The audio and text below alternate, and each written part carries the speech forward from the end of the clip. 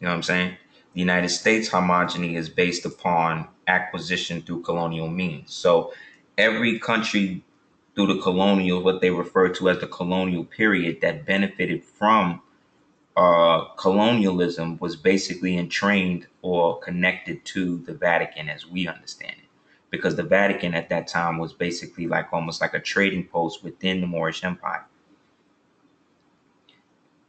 that was equipped with its own uh, translation force through all of the monks and all of that.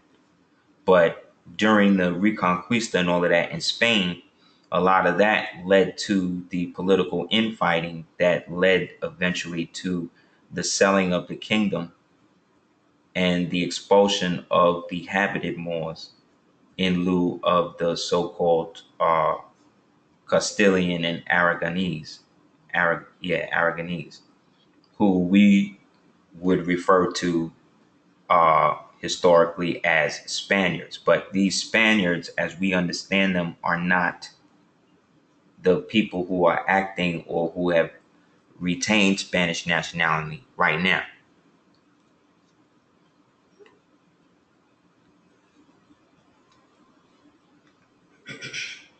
Yes, yes,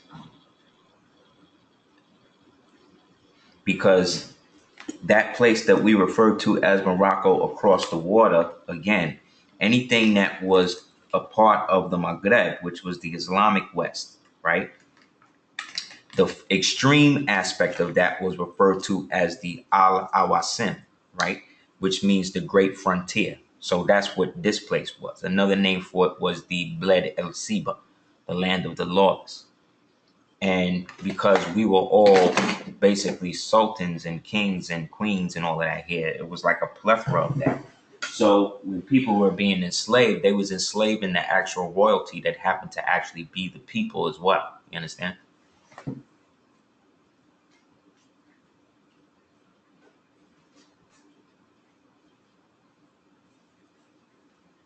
So what people are missing is the connection, or what people don't want to accept is the connection between the people they refer to as American Indians, which we cannot or ever misplace for the term Native Americans, who were the people who came way, way, way, way, way later. You know what I'm saying?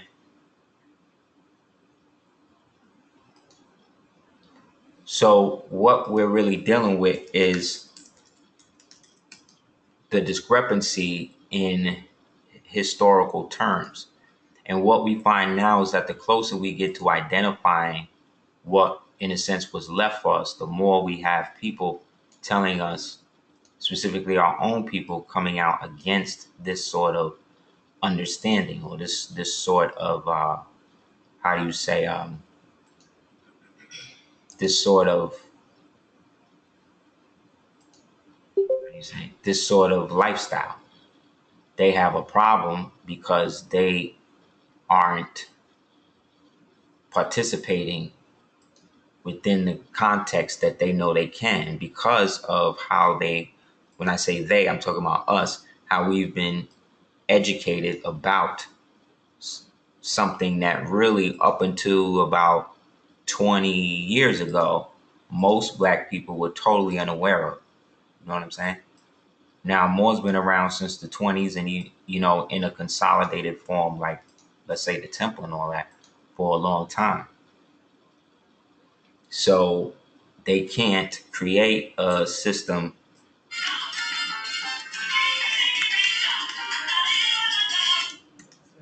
Mhm.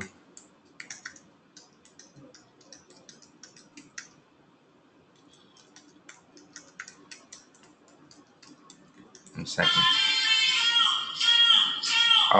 They created a system.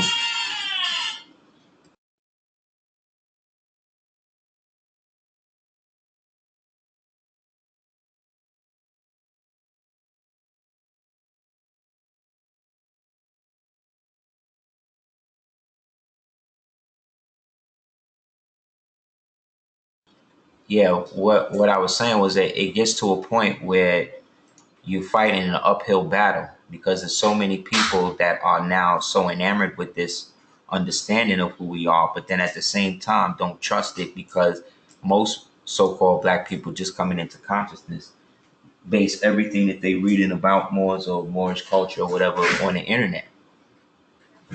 See, when we first was really coming into this consciousness, those of us that's been in it for more than a year, 2 years, we were coming into this from the perspective of reading. You know what I'm saying? Hearing about it, actually going to a real lecture with somebody who understood it enough to disseminate it. Now, when I'm talking about Moors now, I'm talking about Moors in the general sense. When I'm speaking, let's say, of Moorish Americans now, these are people who identify themselves nationally with the continent of Almoricanos, you know what I'm saying? Who also have some sort of relation or awareness then of the prophet and the temple. You know what I mean? However, Noble Jew Ali did not invent Moors. You know what I'm saying? He did not invent Moorish science as a lifestyle. He coined it, diagnosed it, and then created a learning process to be able to integrate the basic aspects of what it means, so that way we wouldn't follow the same suit that our ancestors did. You know what I'm saying? So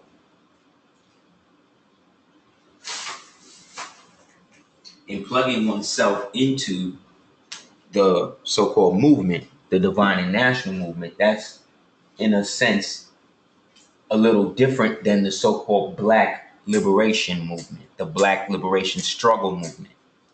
What people are trying to do is put the divine and national movement inside of the traditional black struggle.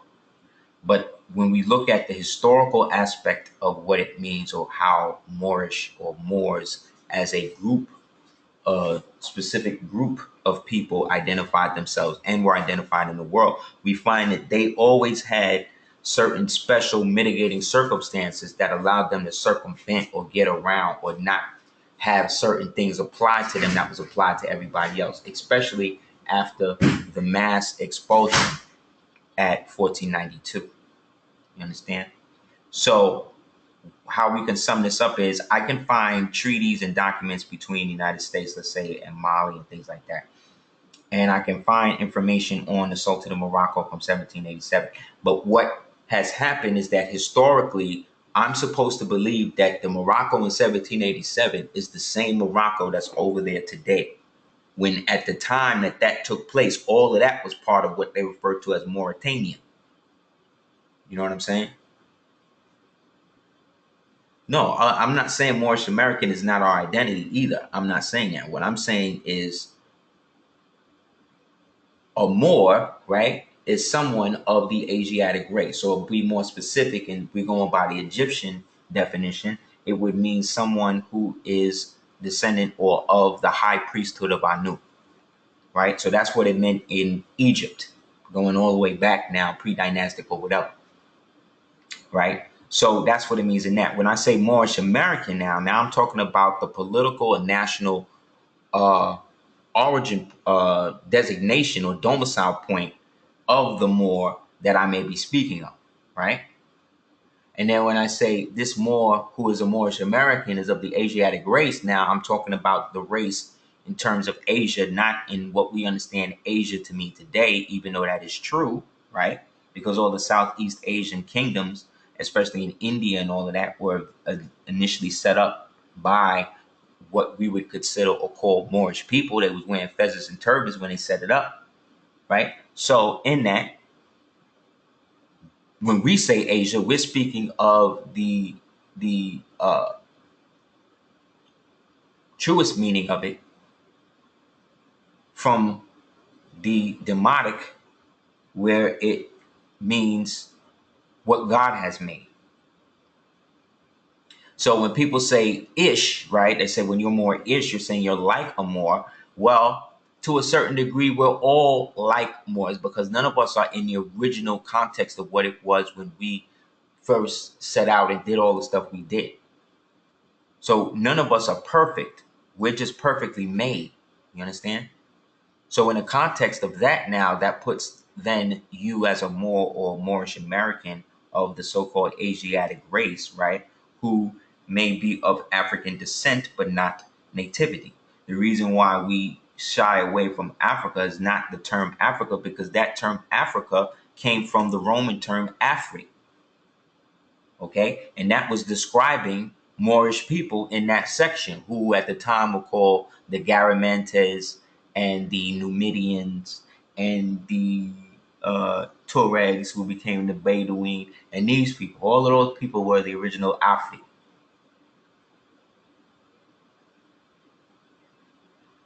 So when we deal with the truest sense of the word, when we say Scipio Africanus, that wasn't even his name.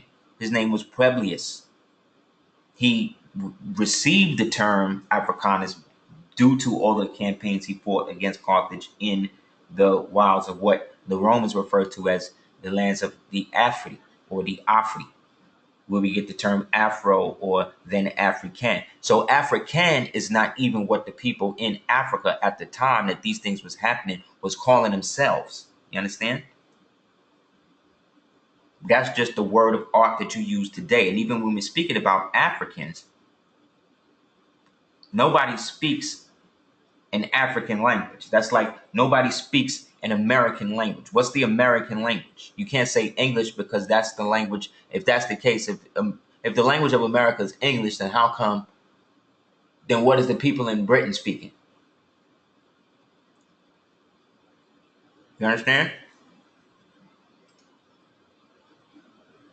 Right here is 3 images of Moors per se. This is you in Europe. So this is now, when they talk about Moors in Europe and the Europeans they talk about as Moors, because you see the only person holding the black flag, holding the flag and the arms, right? Under the flag and the arms on the shield, right, is the Moor. These people are fighting for him, for his favor, because he is under the Arch de Triomphe, which is referred to as the Royal Ark, or the Ark of Triumph, or what they call the Arch of Victory. You understand?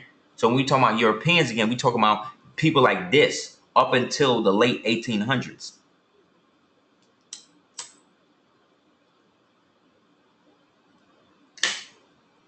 This right here, when we speak of the Moors in Russia, those people were originally, the original Georgians were called the Kartli, Cartli,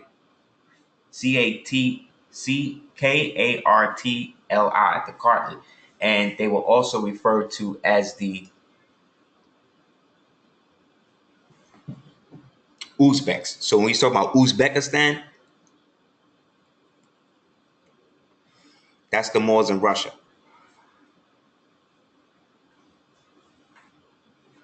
They all descend from the old school Kazan Khanate that built what we today call the Kremlin, with the onion domes that look just like the things in Arabia and all that.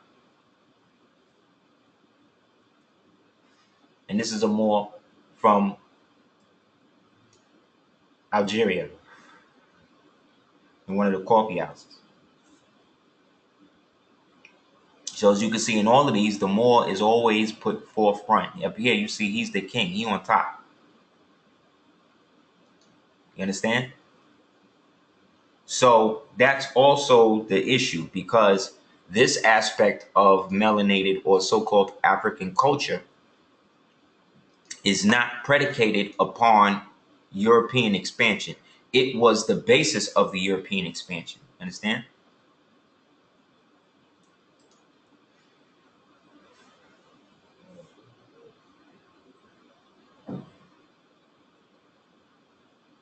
So the invention of what we understand, the so-called white race, that was invention, a word of art created to manipulate the new world into this paradigm where the melanated in mass were deposed. This started all the way back though. And the white people it started with is black people. You understand? That's why, as much as this cracker is doing what he's doing, it's doing what it's doing because that's all it can do. Our issue is that we expect it to be different. If we would stop expecting them to be civilized, then we would understand their savagery. You understand? We are in this position based upon lack of action from both men and women, because you don't have to act when you're dealing with a overseer. You do what he say. So we Moors, we knew back then, for whatever reason, that if we put certain things in play, then due to how things were set up, it would work. So I know you've heard Moors always talk about the prophet's trust, getting in the prophet's trust, right? Yeah, I heard that spoken of, I'm sure. Well, what does that mean? Because when I looked in it, I saw a bunch of people that had no business being in it. You understand? What we have to understand is that being in a trust doesn't necessarily mean you have access to the account that the trust is linked to. You understand? In order to do that, you have to prove heirship.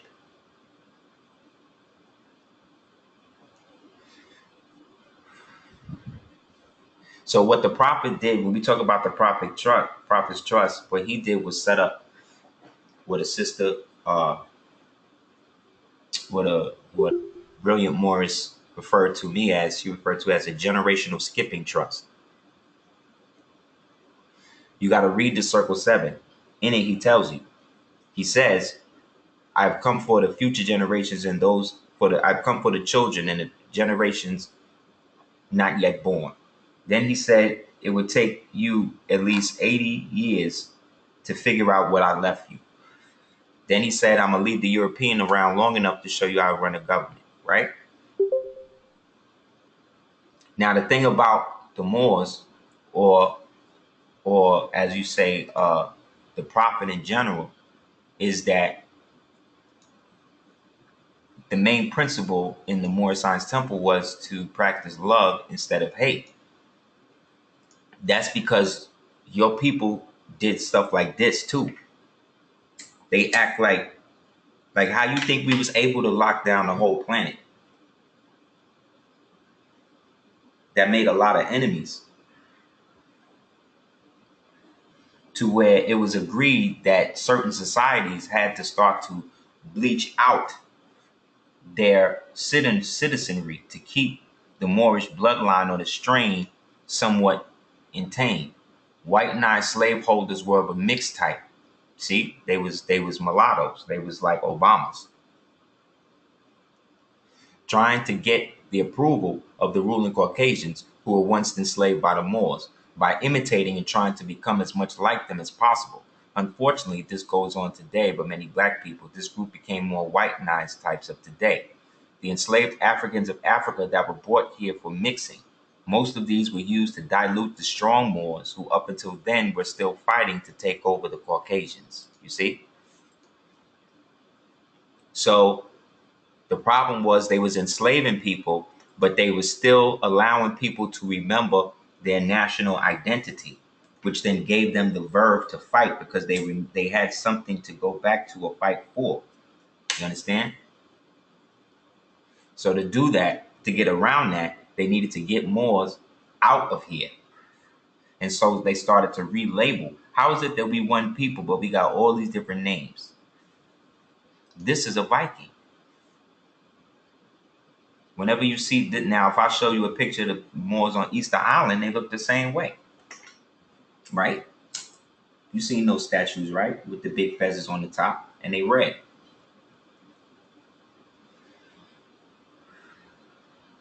So what is happening in the black community is that they are misrepresenting the prophet or the Moorish Science Temple, right, as just yet say another choice on the buffet of black consciousness, when really it's the basis of what all of this stuff came out of. Because you can say what you want, but the last paradigm that had sway over the world, on this side of the world especially, that was Moors or black, was Moors.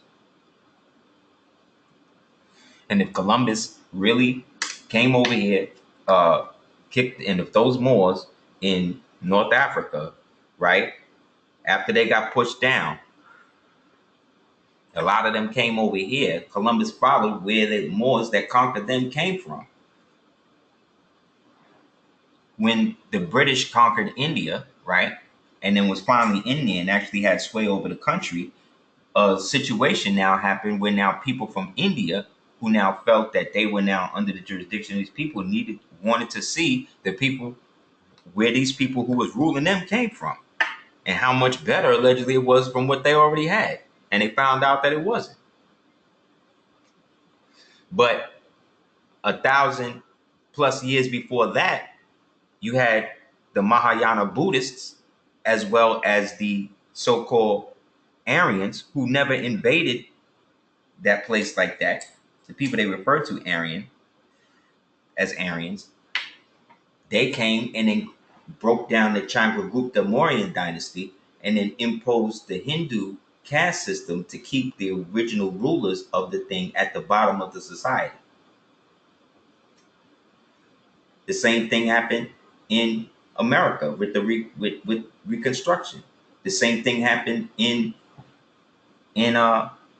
Europe during the 100 Years' War when they decided that they didn't want to listen to the old Moorish landowners anymore.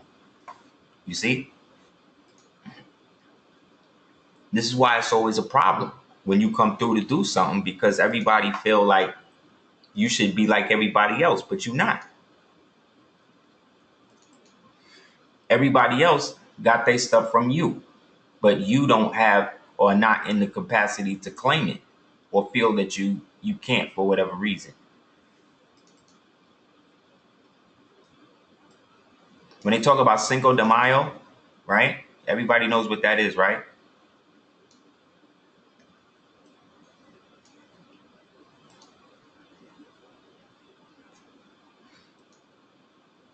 Everybody know what that is? It just happened the other day.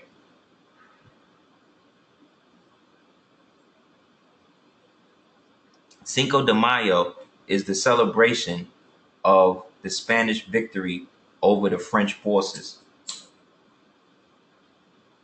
which basically freed Mexico from the French and then the Spanish influence.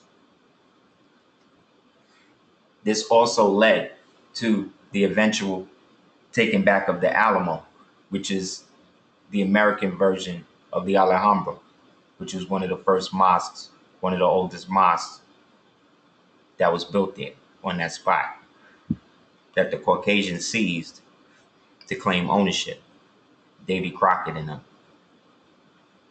This is a image of the battle of Cinco de Mayo. What do you see?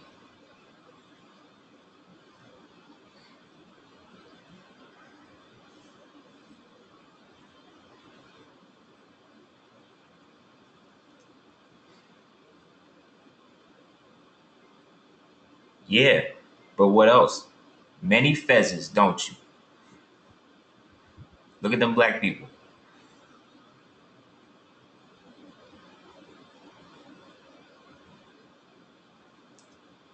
It looks like fezzes because they are fezzes.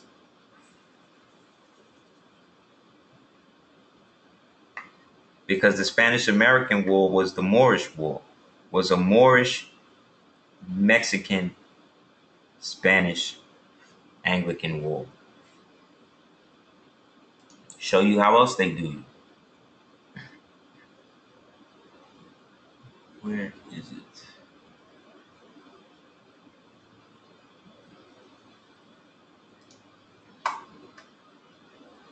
So again, this is all based in Moorish culture, but how come they don't never deal with the Moorish side of that?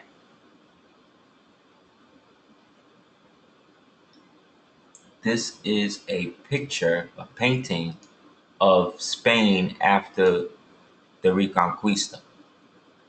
And in the middle of the painting is the king at that time of Spain.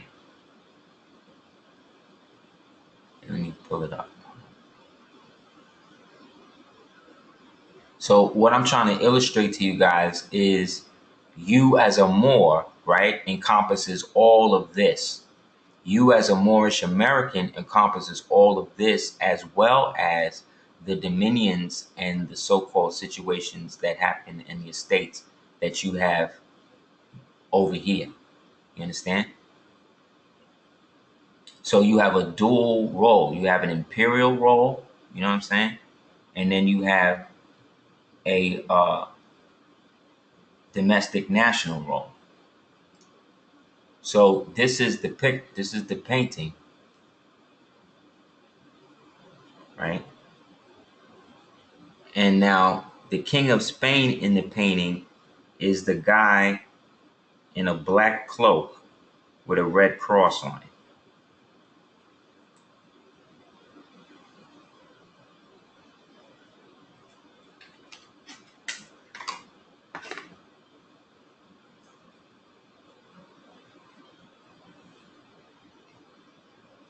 So what does he look like to you?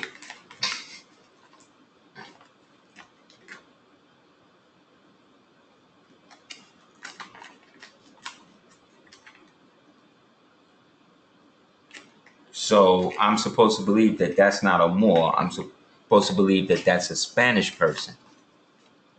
But see, what happened was the Moors in the Granadan territories were used to living in the lap of luxury to a degree. They're very opulent.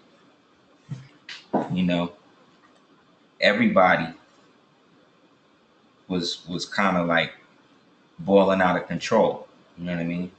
So also in those dominions, because they had ruled over Spain and all that for so long, they hired Spanish mercenaries, which were basically like the Dominicans and Puerto Ricans, these people we see today. But so eventually, you know, they would speak Arabic when it would come to going to mosque and temple and things like that. They would also, you know, do their prayers and if they were so-called Jews or whatever. But the Moors in the greater frontier who were expanding and doing all the trade work and holding down the internal aspects of the empire, they were more of the older breed. You know what I'm saying?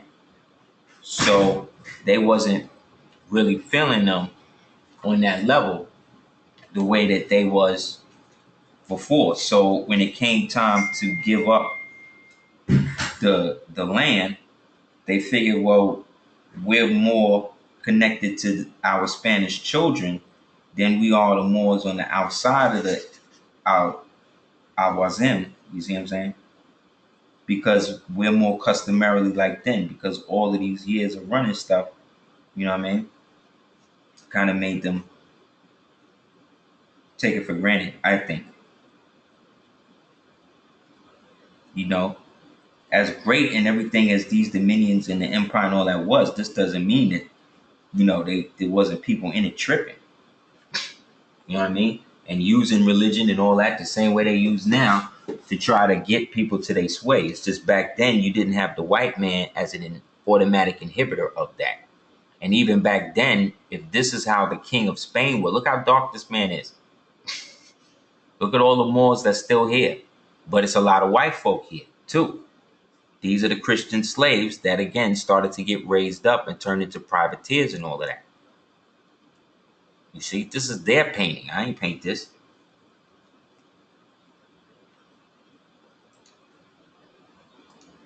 So when we speak of you in the context of the empire, you see, we speaking of you in the greater international / intergalactic sense. We're speaking of you in the national character as a Moorish American now, you know, that declaration actively done by you is then adequate representation to the powers that be that you're going back into your noble nature, which is why you're supposed to do that whether you're a part of the Moorish Science Temple or whatever or not, because the prophet made it that we are the Moorish Science Temple, our physical bodies, because our law exists in the heart. That's in your 101s. So that means you are a Moorish Science Temple. So that means you can receive mail and things like that through your individual temple that then you do your ministry or fellowship work through, which is all the divine or national work that you are receiving or putting out. Then the temple that you join now that is free for you to do what you need to do in terms of like your fellowship, your dues, things like that. The reason why dues need to be paid is because a lot of the temples that took the 501c3 bait after 1938, in order for them to maintain that status, they have to have so many people paying or giving so much money to justify their existence. You understand? So some temples are predicated more on numbers than actually feeding the people that's there. And when I say feeding the people, I'm talking about giving them the true understanding of their nationality, birthright, inheritance, and divine and national movement. So in that climate, it's best that you establish what you need to do for your, yourself, your house, your family, establishing your state, your will, all that type of stuff, and then be able to actually be domiciled within the empire by the so-called occupying forces. So that way, while they are on their exit, because they're still going through their exit as occupiers of the land, you can travel unmolested and fully be under the jurisdiction, or fully can enforce the Constitution now, because you're not subject to it.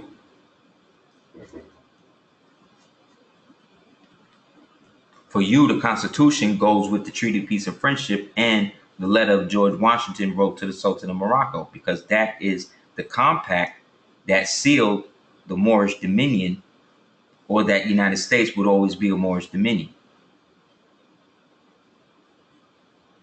I think in the last article, George Washington quotes and says that he is an attachment to the dominions of the Sultan, who at that time held sway of the northwest, southwestern aspect of the Al-Maghreb Al-Aqsa, which were all the dominions that were involved with that, which was also the dominions, the Andalusian dominions.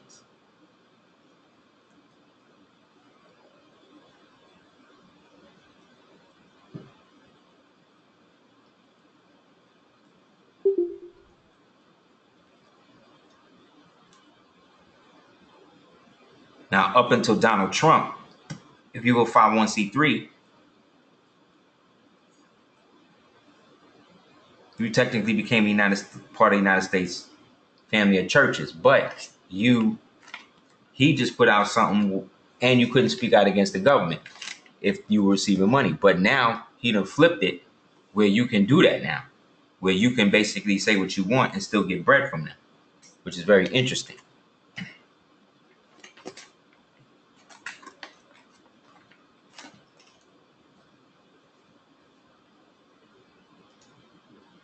This is a depiction of the Caucasians killing the Tuan people in what was Ireland. When they talk about St. Patrick's Day, this is what this is. The reason why it's green, because that's what the Moors, the Tuan people, would wear, because that was also the ceremonial color of the will, the harvest, and of Islam.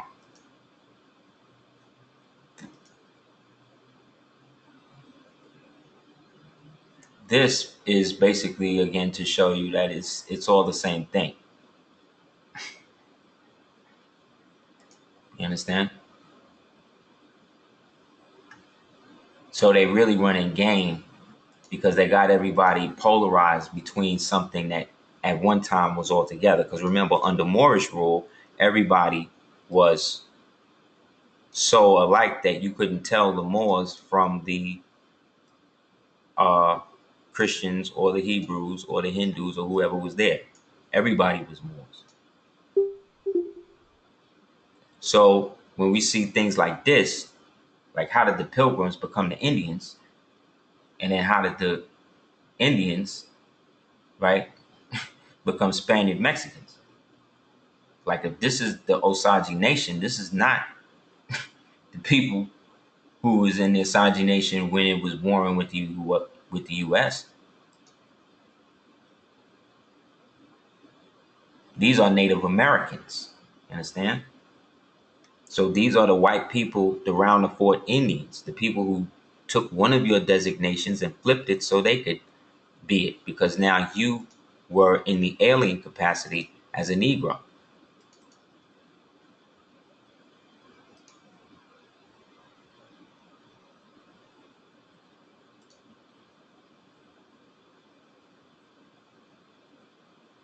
So when you see all of this hype and all of these Moors warring with each other as to whether this one was that one or that one was this one, that is really just diatribe to keep the perpetual understanding that we are divided. But the only thing that's really dividing it, because see, all of the proof and everything is in all of the museums and in all the libraries, just like the prophet said. But people are not understanding what he means by that. What he's talking about when he says that the proof of this is in every library in the cult in the union. What they're saying is that you, based upon your culture after nationalizing and all this, you automatically are the person who is the inheritor of those people that wrote those things in those books. Meaning that those books can become, and the things in them can become legal documentation or exhibits to show and prove the exact fact. Whereas a black person, like if a black person went to the United States to prove that he was black, that he wasn't a Negro, or that he was black, he would lose. Because he's still trying to prove something that's irrelevant, that has no standing in law, out of his own mouth.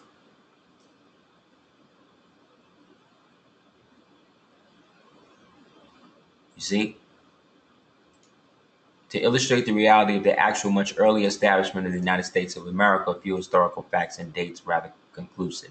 On February 6, 1778, France officially recognized the United States of America 83 days after the Continental Congress certified the Articles of Confederation for ratification process. March 1st, 1781, the Constitution, also called the Articles of Confederation, was ratified, and this was the official beginning of the United States of America. April 19th, 1782, Netherlands recognized the United States. June 20th, 1782, Congress adopted the Great Seal of the United States of America. February 3rd, 1783, Spain, followed by Sweden, Denmark, and Russia, all recognized the United States of America. September 3rd, 1783, the Paris Peace Treaty was signed among the King of England, George III, and the United States. See? And the United States. All the time we talk about the United States of America, now they're talking about what's signed between the United States. And independence was granted to each of the 13 states therein. So if he had to do all of this, why did he have to write the Sultan of Morocco? If he got recognition from all these people, why didn't he do that to the Sultan?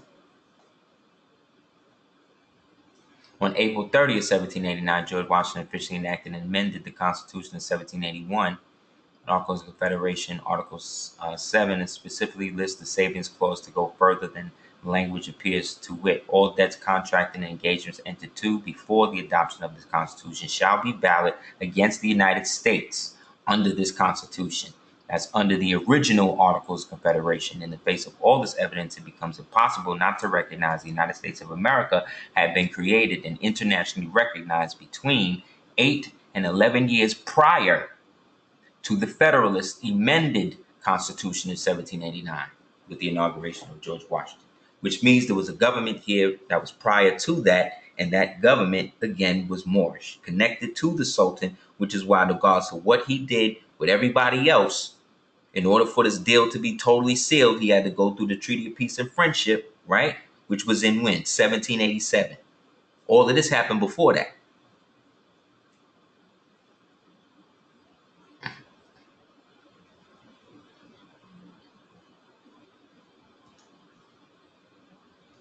You know what I'm saying?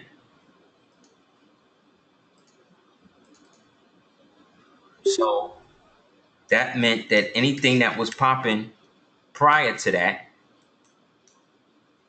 was still in effect. And the stuff that was popping prior to that was us.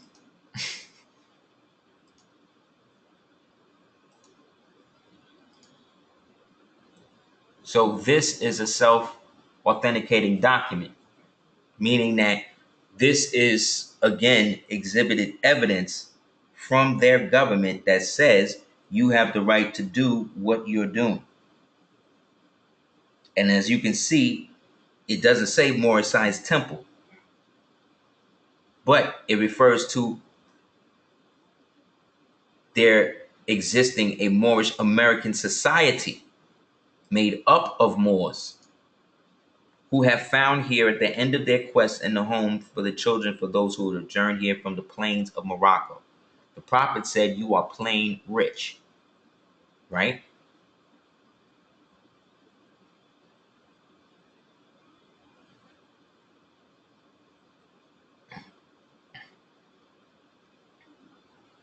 This society has much done about the thorough absorption by these people of those principles which are necessary to make them good American citizens.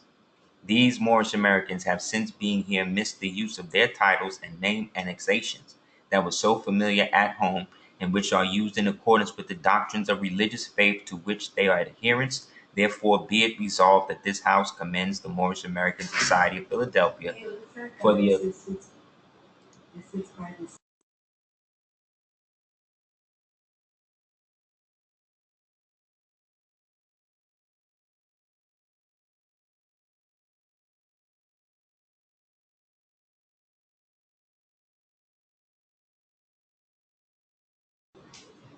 resolved that this House commends the Moorish American Society of Philadelphia for the efficient service it has rendered the nation in bringing about a speedy and thorough Americanization of these former Moors, and that in accordance with the fullest right of religious independence, guaranteed every citizen, meaning a citizen of America, an American citizen then is talking about the people who was here in the establishment of the United States of America, right? Right. So that's us, right? That's not them because they're the United States, right?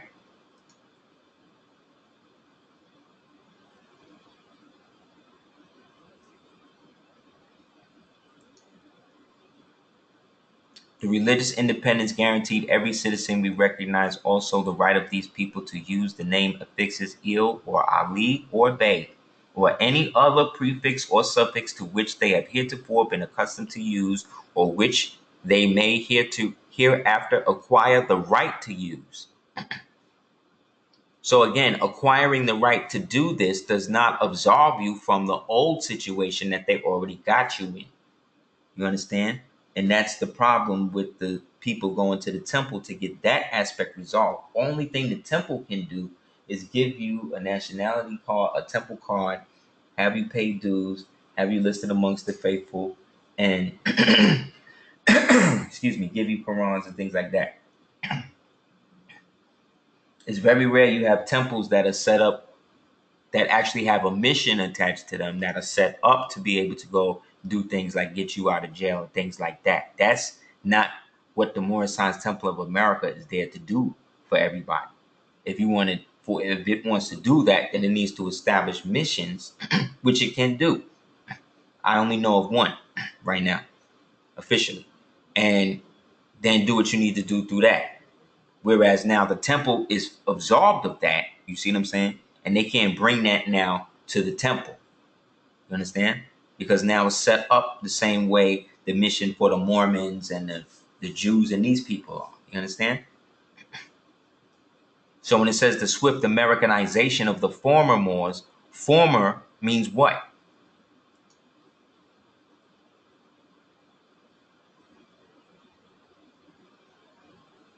Yes, but what does it also mean?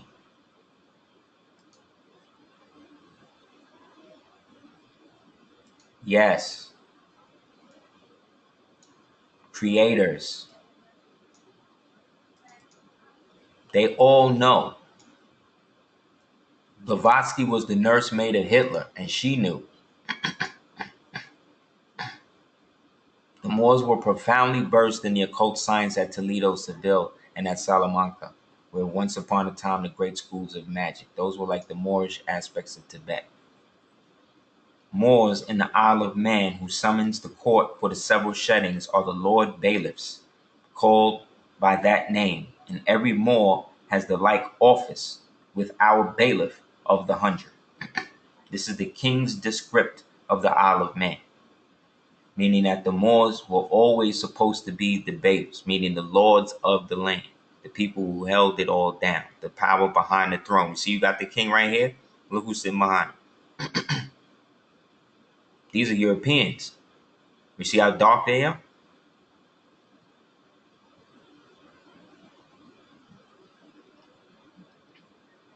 You see her with the Moorish burnous on, the hijab.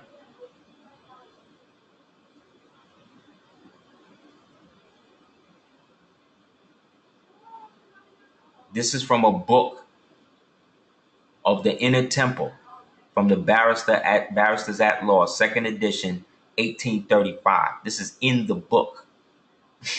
So you mean to tell me that these barristers, these esquires don't know who you are? They're all sworn to because they're all parts of one of these three orders. All of the orders that they dealing with come out of these three because these was the ones that was around at the time of the cross wars, or what they call the Crusades. So all the black fraternities, all the black Masons, they involved with one of these three. All the Scottish Rite and all of that, they all in that. They just got the thing where they fired the head of the Knights Malta. And then he disrespected the Pope by coming to the ceremony for the new dude they putting in there, which then put a mark on his back. And then before that, they killed the head of the Order of the Red Cross, which is really the Order of the Opus Dei. They popped him right before Trump came in. The Order of the Temple is really a cover for the Order of St. George, the Dragon Slayer, who actually is a Moor, who they refer to as Saint Maurice in the thing.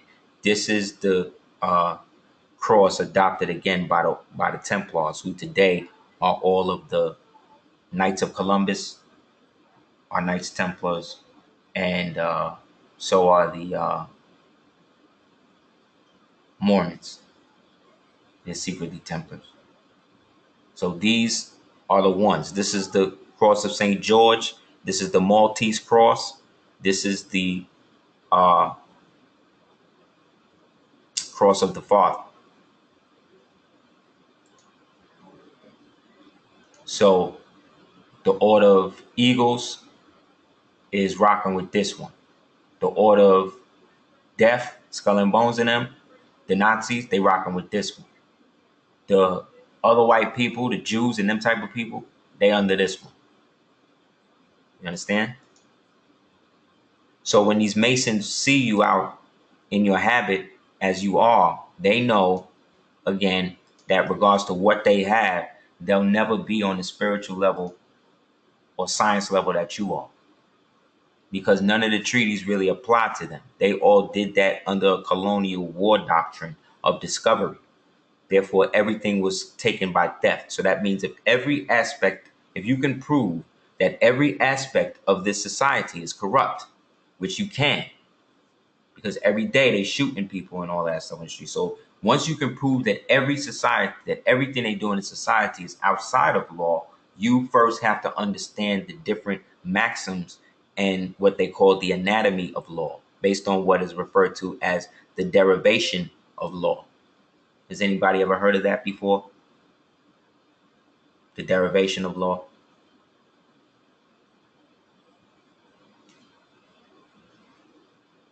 All of these tapes,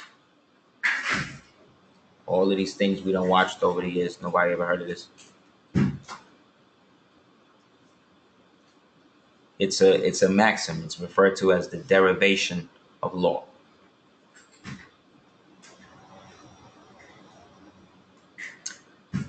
Here's another gem, if you didn't know. People in the temple may not know or may not want to tell. When you read the Quran from the circle 7 from the back to the front, that's the national to the divine. When you read it from the front to the back, that's the divine to the national. Okay?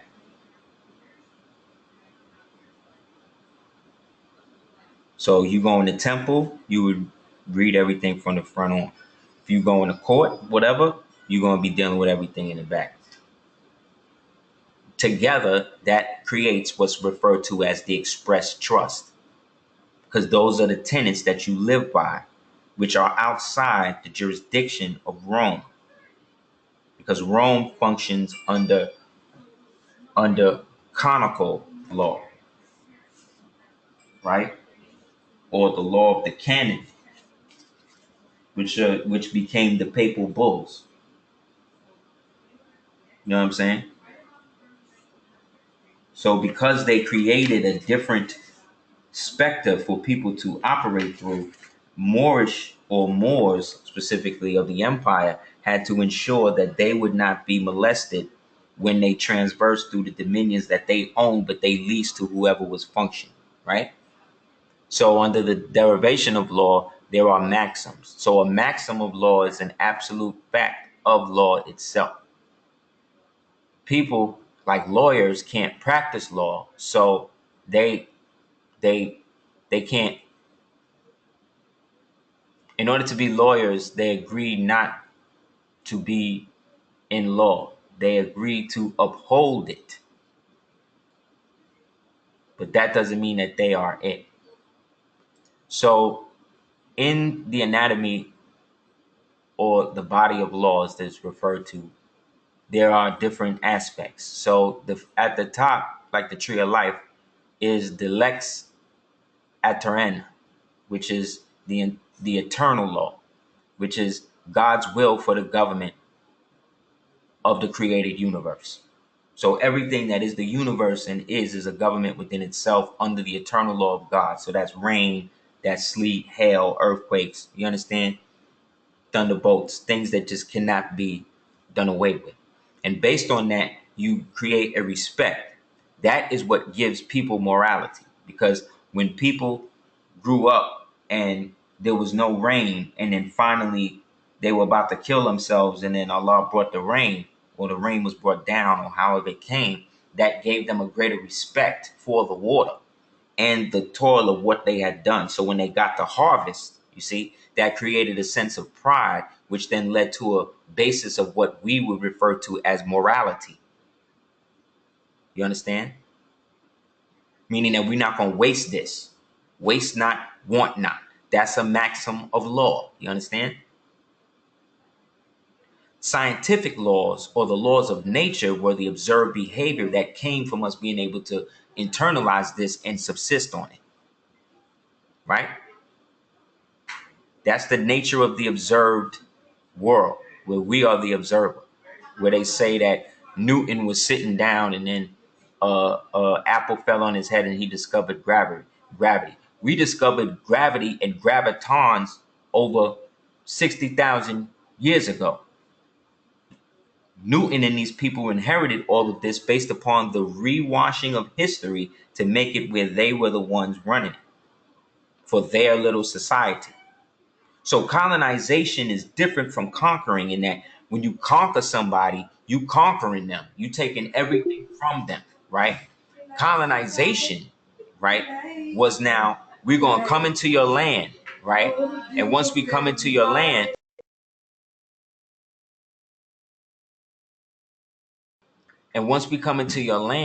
we not only take everything over, but then we force you to be like us. It's not enough that you do that. So now that you in our society, and our society says that our women are beautiful, even though they base themselves on your women, we are gonna force your women or make your women feel like their hair is never good enough. So now they'll always try to look like our women, which means that so long as black women do that, the white woman would always be in control of them.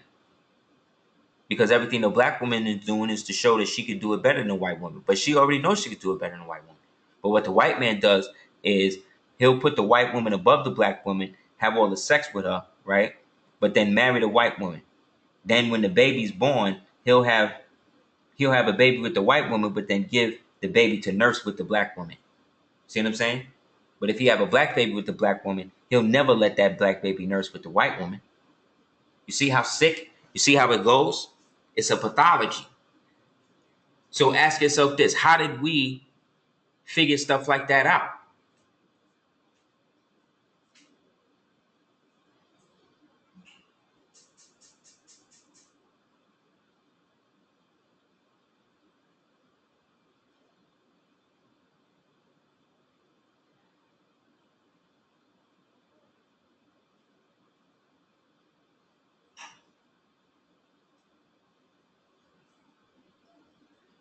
How do we get things to the point that we understood this about this thing's nature?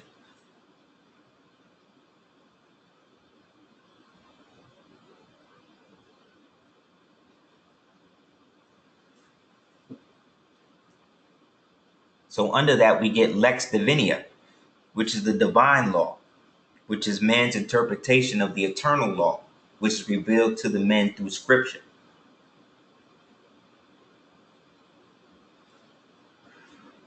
Natural law, then, or what we refer to as lex naturalis, right, is the participation of the rational creature in the eternal law.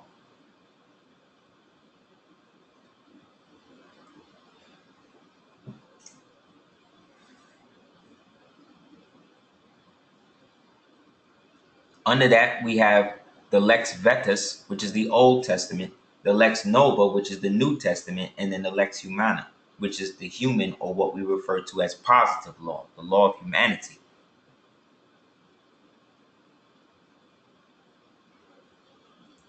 The law of humanity says, do not poison the earth for future generations. But that goes against canon law that says everything can be done so long as it's done in the name of Christ.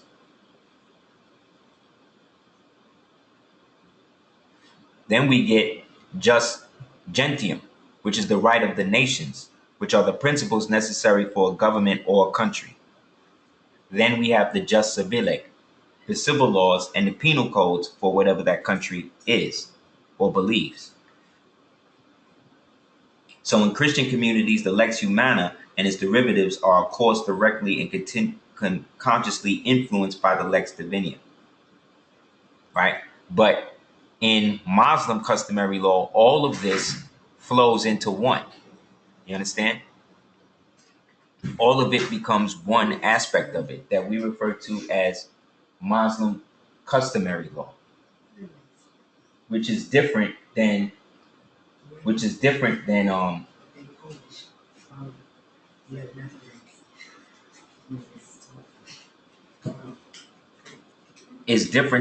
the Muslim Sharia law that everybody's scared of. That has nothing to do with this.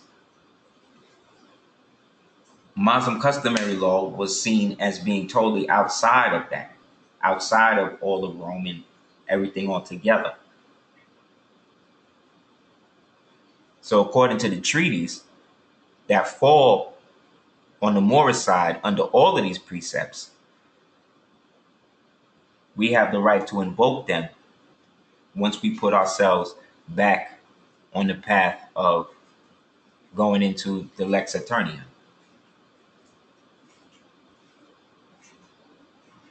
Because from that derives all other things, which in the circle 7 would be the first principle of the 5, which is love,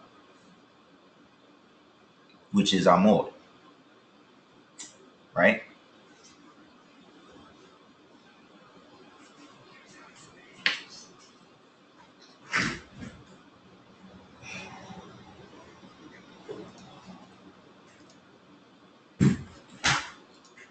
In the Treaty of Peace and Friendship, it explicitly refers to you as the Americanos. Why would English people, right, so-called English-speaking people, allow themselves to be referred to as the Americanos, especially since the Americanos were those people that we just read that came from the United States that started in 1781, based on the ratification and the subsequent denationalization of 1774. Everybody following? Praise be to God. This is the document written in the Articles of Peace, which we have established with the Americans, the Americanos, right? See that?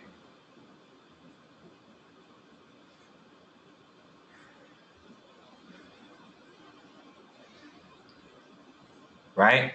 The sixth article is that if Muslims shall appear and capture people of all, meaning Moroccans, likewise, if the Moslems of the other dominion shall capture them and bring them to any of our ports, they shall be set free at liberty.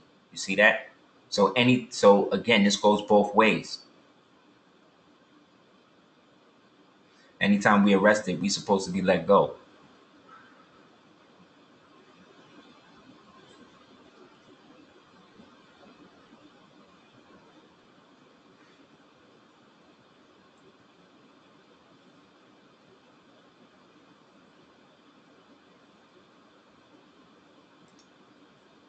In the 16th article has been well rendered in all essentials in the translation of 1786, but the words are not to be made slaves are not in the original, and the Mexican dollar is represented by the Arabic royal only, because there was no Mexico at that time.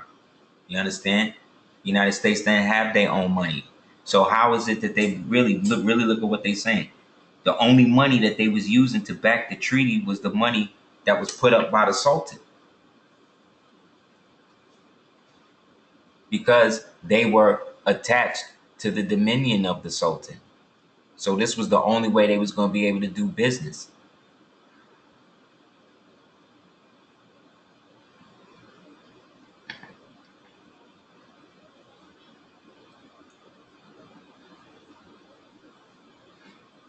If an American citizen shall die in our country, right, their consul shall supervise his estate and goods. If there shall be no consul, the effect shall be deposited to the hands of some person worthy of trust, until the party shall appear who has the right to demand them. But if the heirs of his are present, the property shall be given to the heirs without interference. Or if he has designated in a will signed by his hand the person to whom the property is to be delivered, then the question shall be submitted to the consideration of the consul. This is why you can claim your estate as a Moor. You understand? Because you are also an American citizen. That's why no matter what passport they give you, they still giving it to you under the treaties that was initially redacted for them to do that. Because you're declaring what headdress you are. Your consul is vouching for your existence and the existence of the empire and you in it. Regular people is not sending documentation to them like that. So that has to be afforded in them doing that. On your left is a graph of the Roman Empire from the 5th century BC, the Roman Republic from 44 BC, and then the Holy Roman Empire from 962 BC to 1806. On your right is the same area under the jurisdiction or dominions of the Moorish Empire from when they went up in 700, really up until 1945 when they redesignated everything and broke the Holy Roman Empire.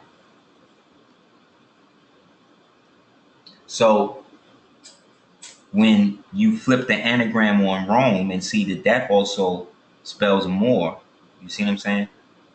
It shows you that on both sides of this thing is you. It's just, in my opinion, is how that's expressed.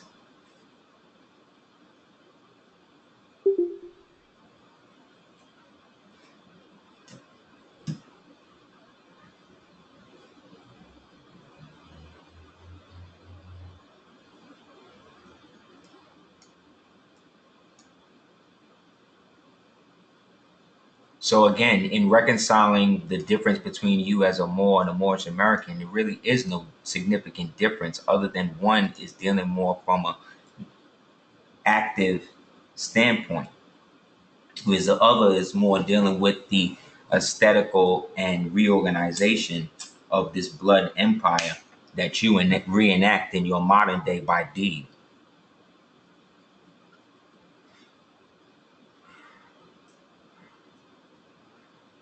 The Holy Roman Empire was established by Moors, yes,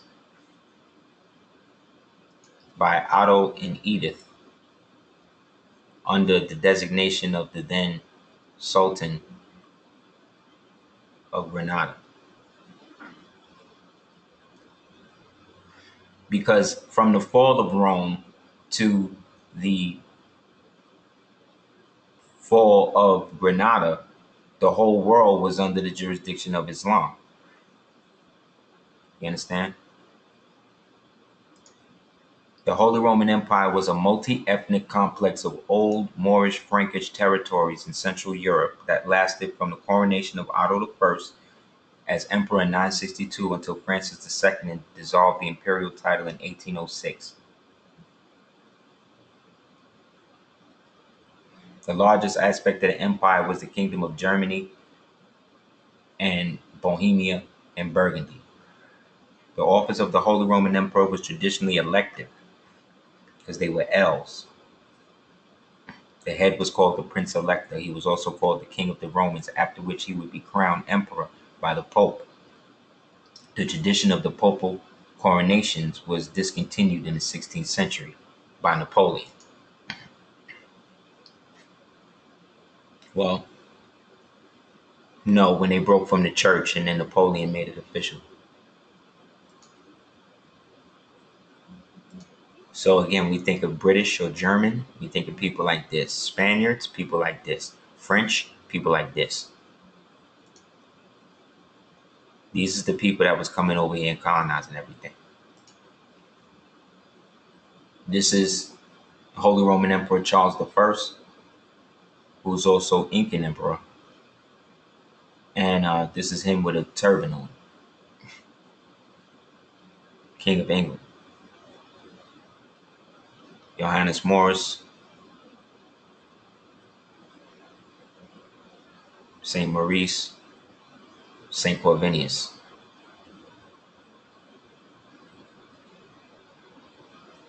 Go Lady Mary. Here go this is Elizabeth Lindsay. That's Queen Charlotte.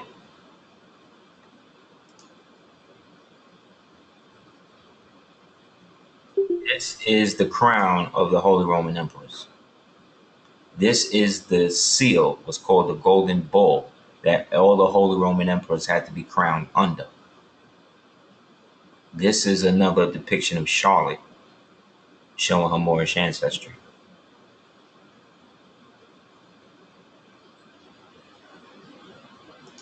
You understand?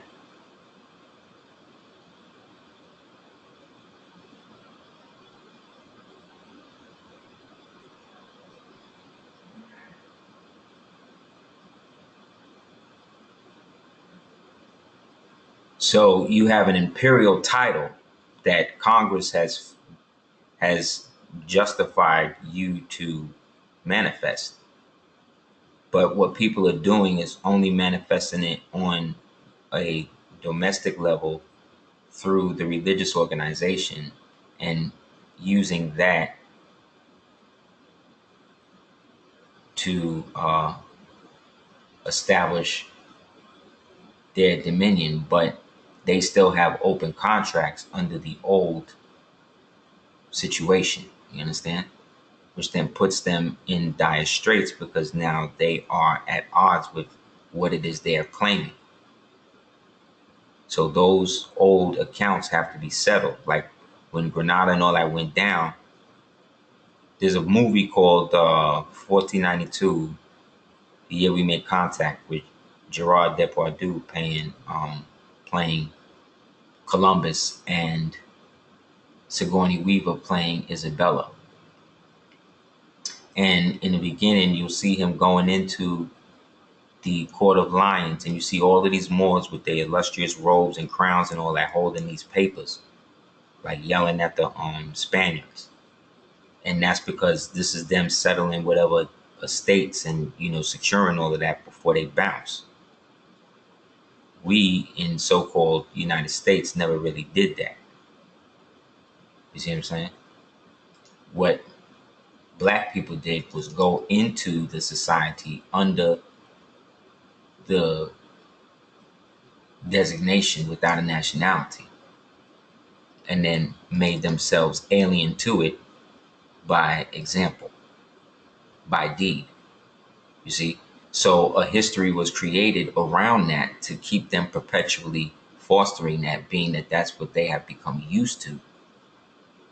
You know what I mean? When it comes to cultural expression. You understand?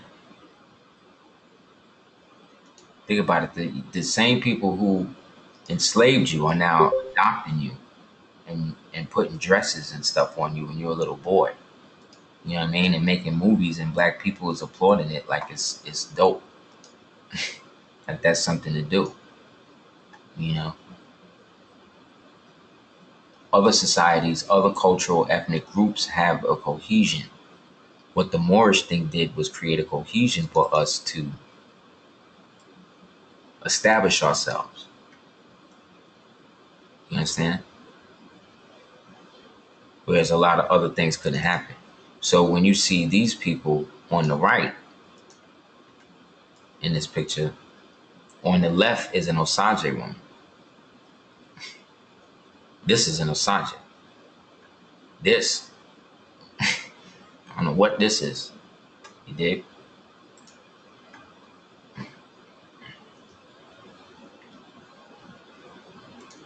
So when you say that you're a Moor, you're saying that you're an American Indian, a North African, and an old Spaniard, or a Spaniard in terms of ethnicity, because of the designation that you've made. You are taking a stance against what has been made for you, because nature does what it does for a reason. Certain things are separated. Like this is a picture of the Atlantic and the Pacific meeting in Alaska. The water, they don't mix, but it's water. It's water, but one is different than the other. You dig? That's what it's like to be a Moor. We are the line in the middle. You understand? We are the demarcation line, like it says in the Circle 7. The separation between the lands of Cush and the lands of Ham in Ethiopia.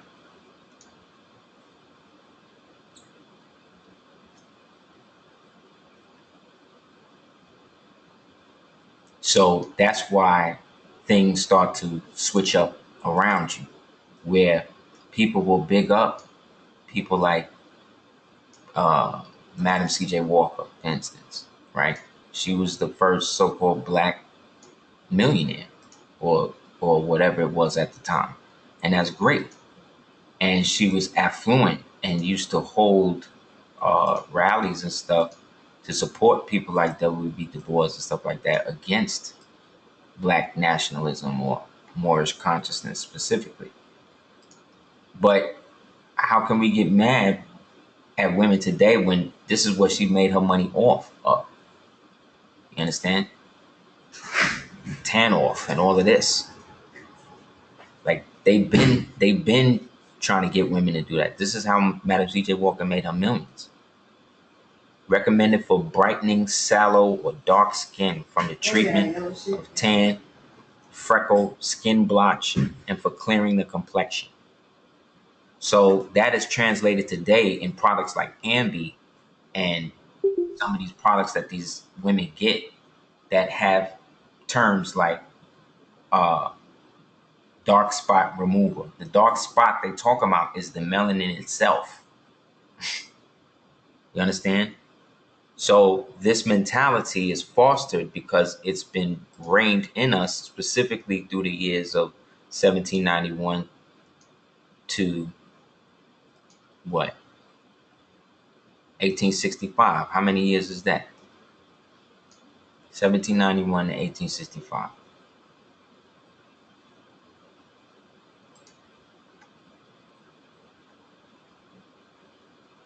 Yeah. So she started hoeing. She turned into a brothel. 73. Interesting. And like I said, all of these people come from somewhere. Understand?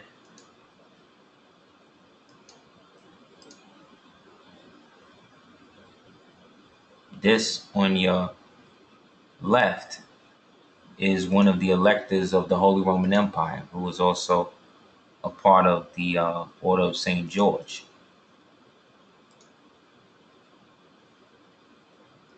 Let me see.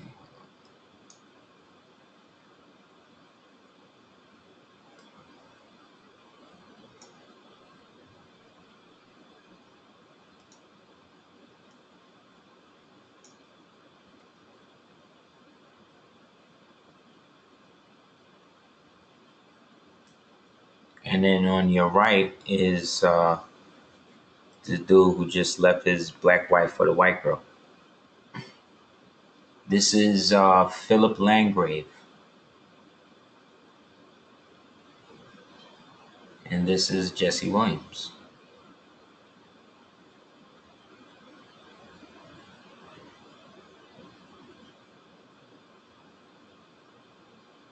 I just read to you.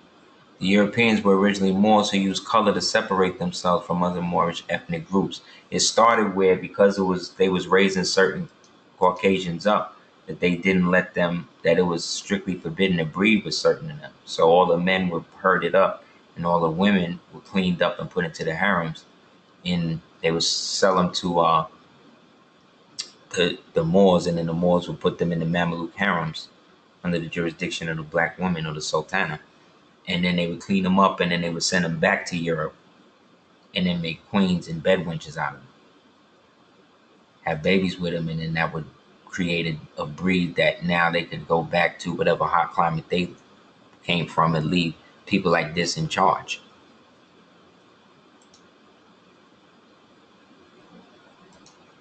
You understand? It's been going on.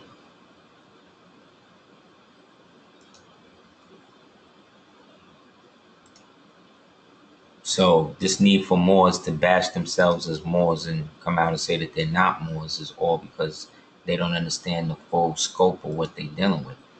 And it's not always for you to get into debates with them about that, because that puts you in a position to always defend something that you've decided.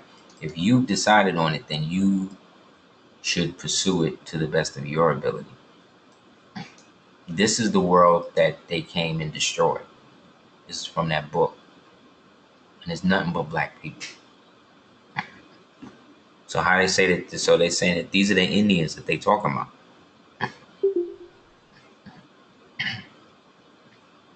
Johnny Aborigine is dope.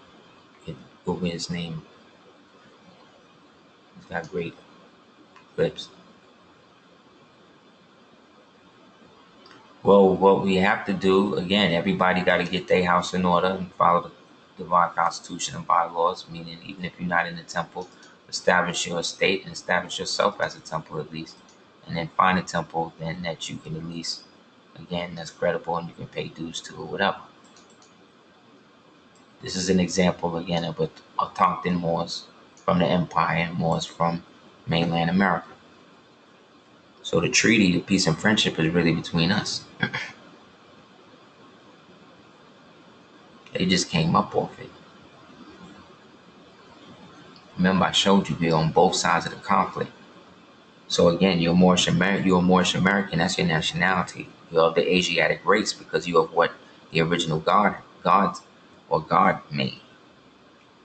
You're a Moor because you're part of a vast estate and empire by which the Moors, who ancestrally, according to the ancient Egyptian meaning, were and are a high priest of Anu.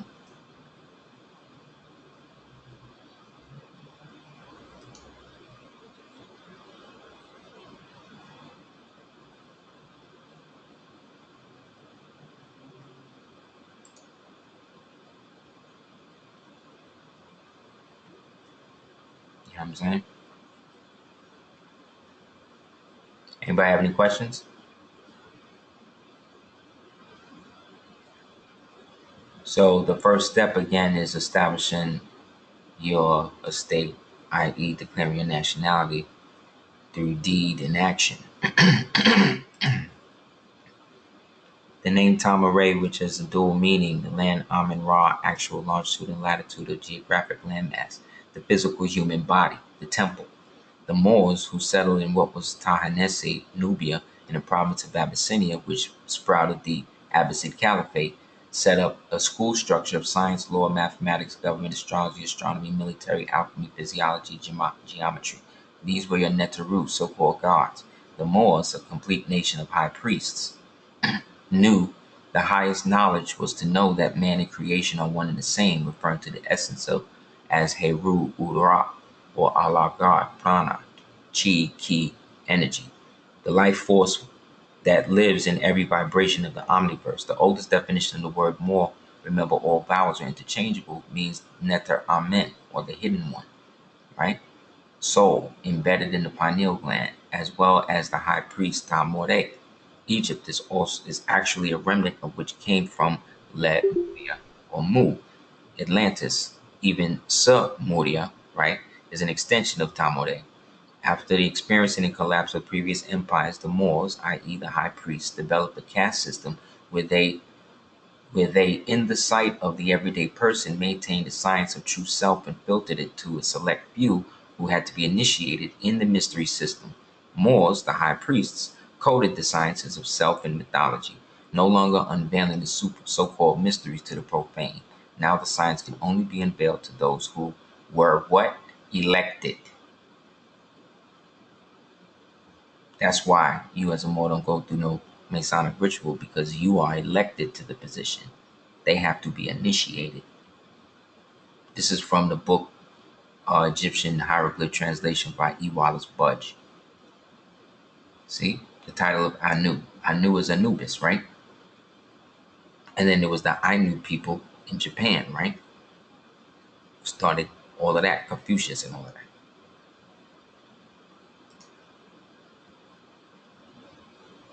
So again, you descend from the high priest. We're the king, queens, the emperor and empresses, the the exalted ones of the so-called African races. And they want to lump us in with everybody else. But it's a consciousness that is activated in the individual that brings them home to it. The origin term of Ur, the name of the country, means light to the Semite living in the east. In Babylonia, it also meant the evening darkness, the west, because Amaru, or Uru, or Ur, like the Ur or the Ur of the Chaldees, as written by Gerald Massey and those people, was the land of the west, or the sunset, i.e., the land of the going in of the sun. So the Babylonians called this place Amaru, which means the Babylonians were just like the people that was here.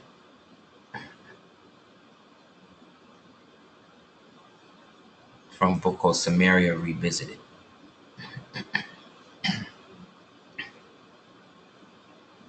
Anybody have any other questions?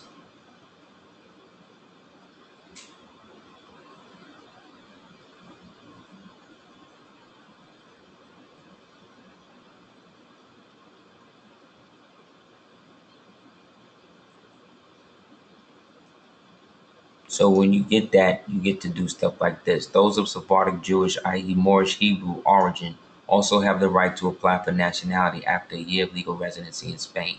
Upon the rediscovery of the Sephardi Jews during the campaigns of General Juan Prim in northern Africa, the Spanish government have taken friendly measures towards the descendants of the Jews expelled from Spain in 1492 under the Alhambra Decree. So all you got to do is order a certified copy of the Alhambra Decree, do a deed of acceptance on that, mail that to the Spanish government, apply for whatever the visa is after you get your Moorish passport and all of that.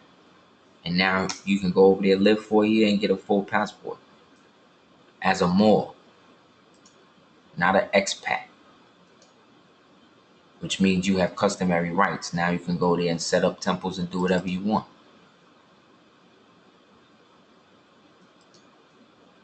But Moors is not thinking on that level.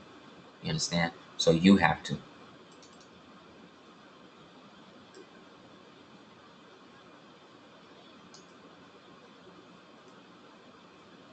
Anybody have any last questions?